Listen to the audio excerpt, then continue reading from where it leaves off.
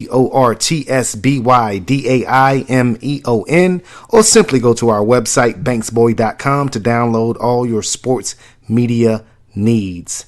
Thank you very much. This podcast is popping 10, as my people from New York City like to say. People in New York, the city, Brooklyn, the Bronx, Harlem, stand up, Brooklyn, whatever, what have you. But I digress.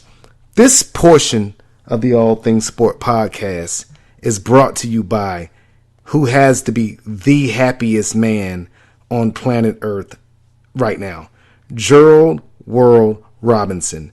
Congratulations to your Tar Heels, 2017 national champions. I'll get to that one after I plug your business. This portion of the All Things Sport podcast is brought to you by Triangle Entertainment Worldwide. Triangle Entertainment Worldwide is a company that can help any aspiring artist, a singer, a rapper, a poet, a painter, whatever you do artistically. Triangle Entertainment Worldwide could take you to the next level. They provide services such as video and photo shoot production, talent management consultation, label shopping, performance bookings, CD duplications, reverb nations, logo designs, press kit creations, bio write-ups, legal services, radio placements, product placements, mixtape hostings, and a whole assortment of other services. To contact Triangle Entertainment Worldwide, call 704-774-6212 or visit their website, teworldwide.com. Again, that number is 704-774-6212 or log on to teworldwide.com. Triangle Entertainment Worldwide. It can make a star out of you. Again, congratulations to Gerald World Robinson and Tar Heel Nation. I spoke before the break about Gonzaga and UNC playing in the national championship game, and I just finished watching the game. And boy, I got a lot to get into, man. We'll break down the entire game. Let's start with the first half. Roy's boys, the UNC Tar Heels, taking on Mark Few's Gonzaga Bulldogs. 2 number 1 seeds playing in the national championship game. Gonzaga got there by knocking off a surprising South Carolina Gamecock team, and UNC took care of Oregon in their semifinal game in the Final Four. So the national championship game, it was much anticipated. Gonzaga's first appearance in that title game. They'd never made a Final Four before this season. UNC, perennial great program in its Final Four. I don't even know how many times this is being in the Final Four for Carolina, but let's just say it's a whole damn lot. And this game was much anticipated. I didn't know who was going to win this game going into the game because UNC's strength is inside with Kennedy Meeks, Isaiah Hicks, and Gonzaga's strength is inside as well with Karnowski and Collins. So it was pretty much going to come to guard play. To me, I thought it was going to come down to the guard play for both teams. And in the first half, Gonzaga played pretty good basketball, limited Carolina to a little bit over 31% shooting from the field in the first half. And Gonzaga had an unsung hero in Perkins, guard who averaged about 8 points on the season. He had 13 points at halftime. And Gonzaga's big men, they were in foul trouble for most of the first half, but UNC found a way to stay in the game and went on a little mini run to bring it to within 35-32 at the halftime break. And I thought to myself that, Carolina, for playing as poorly as it did, they were very lucky to only be down 3 points at halftime. So coming out of the halftime break, Carolina took a lot of time in the locker room. They came out with about 2 minutes left before the halftime was over. And apparently they did not need to shoot to warm up because they came out in the second half and went on an 8-0 run and grabbed a 5-point lead early in the second half. And, I said on Twitter that, I think that Carolina has figured out Gonzaga no faster than I sent that tweet out. Gonzaga answers with a 6-0 run to retake the lead. Now, the star of the night, there were a couple stars of the night for the Tar Heels, but Joel Berry II has been battling injuries for better part of the second half of the season. He's had ankle problems, foot problems, but Joel Berry came up big in this national championship game. Now, he only shot 4 for 13 from the 3-point line, but his presence as a ball handler, as a distributor, it paid dividends for the Tar Heels. Berry ended up with 22 points and 6 assists on the night. But the biggest star to me in this national championship game was Kennedy Meeks. Big man right out of Charlotte, North Carolina. Came up big, only scored 7 points on 3 of 5 field goals, but he had 10 huge rebounds, and he played outstanding defense on the Polish hammer, Karnowski, on the other side for Gonzaga. Now, Gonzaga had a pretty good game from their point guard, Nigel Williams-Goss, but, UNC's defense in the second half proved to be a puzzle that Gonzaga couldn't quite figure out. At one point in the second half, with about, I think, 3 or 4 minutes left in the game, Gonzaga was 3 of 19 from the field. Now, Carolina wasn't that much better. I think they were about 9 for 27, but 3 of 19 from the field after they had shot about 45%, 46% in the first half. UNC's defense turned it up to another level in the second half, and I think you have to give head coach Roy Williams a lot of credit. He knew that Gonzaga's strength was their big man. He didn't want to double their big man, so he allowed his post players to play head up. He would have a guard show on a double team, but he wouldn't quite go all the way on the double team, leaving a Gonzaga perimeter player wide open. Now, foul trouble did play a huge factor in this game. Gonzaga's bigs were in foul trouble for most of the game. Collins fouled out with about 5 minutes left in the game. Their outstanding freshman for Gonzaga. And it was like 37 foul calls in this game. 18 missed free throws between the two teams. It was an ugly game. This game was muy feo. If you speak Spanish, do you speak Spanish? This game was muy feo, but it came down to who wanted it the most. So with about 2 minutes left in the game, Gonzaga found themselves with a 65-63 lead.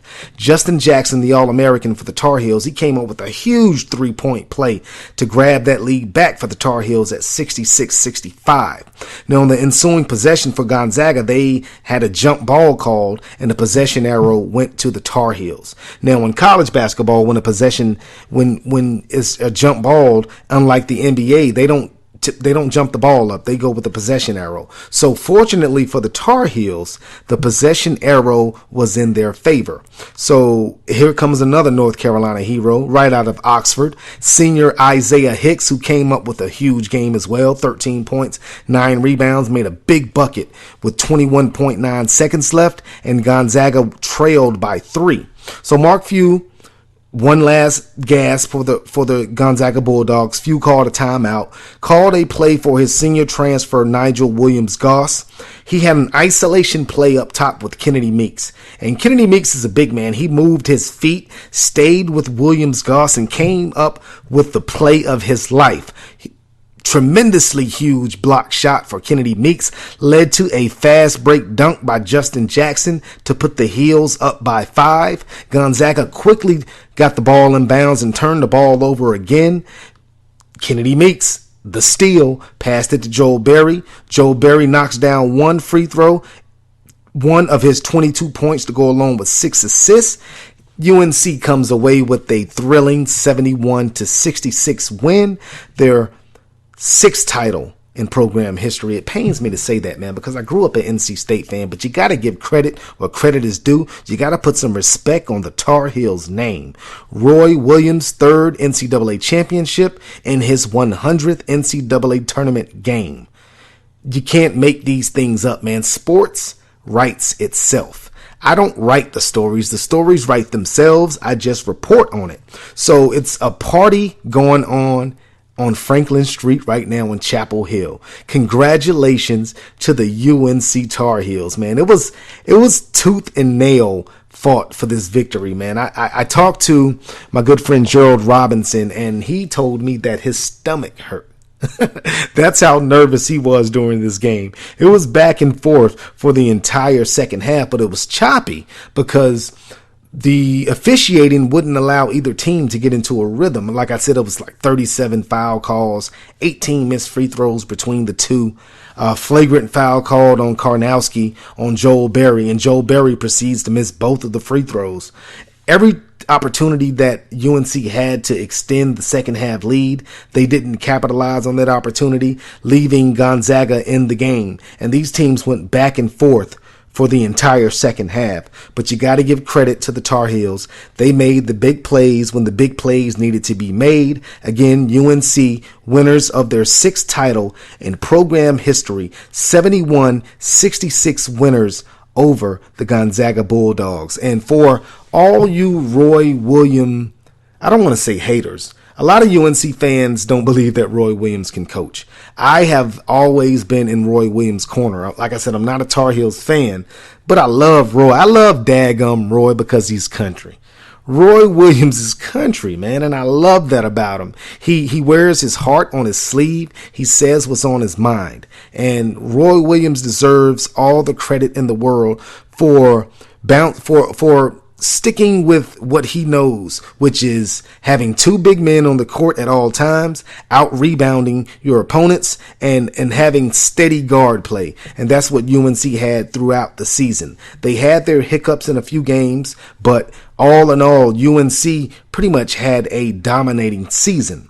So Roy Williams, all you UNC Tar Heel fans, you need to thank your lucky freaking stars that Roy Williams is your head coach. Now, he's 66 years old. That's the same age that Dean Smith, his predecessor and mentor, that's the same age that Dean retired. So you need to be worrying about if Roy Williams is going to retire because he has 3 titles now. That puts him in rarefied air. Roy Williams will go down as one of the all-time great college coaches in history.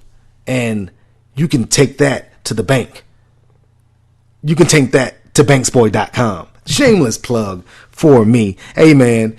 It's been an outstanding college basketball season. Gonzaga had a great season, finished the season with only 2 losses, but that second loss came in heartbreaking fashion. And, for the Tar Heels, it's redemption, like Bob Marley's song, Redemption Song. It's redemption from last year, their heartbreaking loss to Villanova on that Chris Jenkins last-second three-pointer. And Chris Jenkins' brother, Nate Britt, he's a senior on this Tar Heels team. What better way to go out than with a championship? It's fitting. It's only right that the Tar Heels, get their face back. It's only right that the Tar Heels redeem themselves for last season. And, like I said, I got to give respect where respect is due. The Tar Heels are your natty title winners for the 2016-2017 season. Put some respect on the Tar Heels name.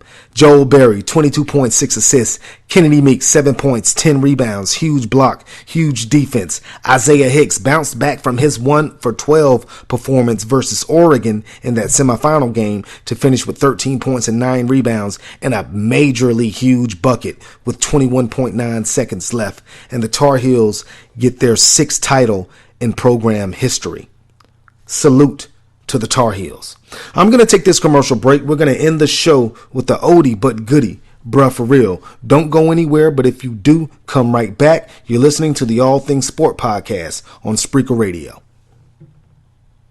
What you ain't heard? Somebody done told you wrong, punk. It's the All Things Sport podcast with Damian Banks and Pierre Banks. Latifah, party's right here. On Spreaker Radio. Welcome back to the All Things Sport podcast right here on Spreaker Radio. I'm your host, Damian Banks. Know that when you're rocking with me, you're rocking with the best. But I digress. I could be a rapper. Again, I digress. So this podcast has been jam-packed. I gave you hot topics. I gave you the men's national championship game. I gave you my soul. I gave you all of me. So I'm going to end the podcast with an oldie but goodie. Now, I've been talking about the UNC Tar Heels a lot in the last few podcasts because they've been representing the state of North Carolina, in the NCAA tournament. So I'm going to give myself a bruh for real. Bruh, for real? How in the world could Damian S. Banks be an NC State fan? Bruh, for real? I know nothing but pain as an NC State Wolfpack fan. The last championship that was brought to the great city of Raleigh, North Carolina, was in 1983. I was a young boy. I don't really remember that championship. And I want that feeling again. But we have struggled mightily throughout my childhood, my young adult life, and now